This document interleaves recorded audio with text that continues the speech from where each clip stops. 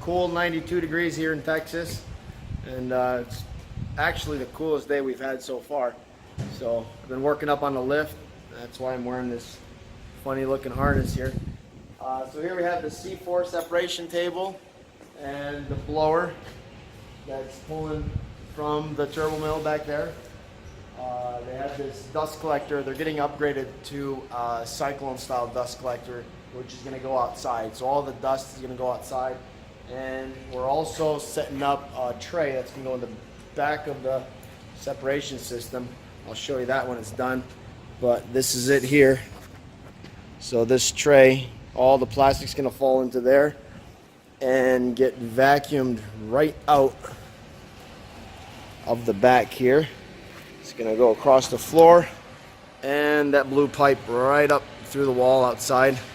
And we have a cyclone set up for that right there.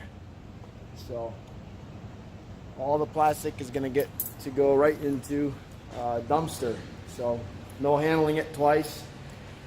And right now they don't have their shredder yet. They're going to get that about a month or so. We're going to come back and finish the installation with the shredder. But the shredder's going to go right here. And as you can see, we're just hand feeding right now.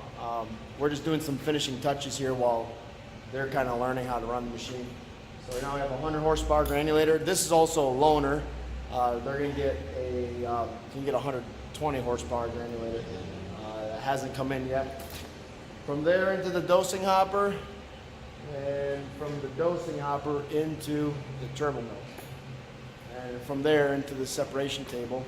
And he's also going to get a screener to screen all of his plastic to get any copper fines that he might have lost in there. So overall, pretty exciting installation. It's been very hot, but we've survived. I don't think I've ever drank so much water in my life, but it's a way of life down here, I guess. So happy Friday. Stay tuned. There's going to be more.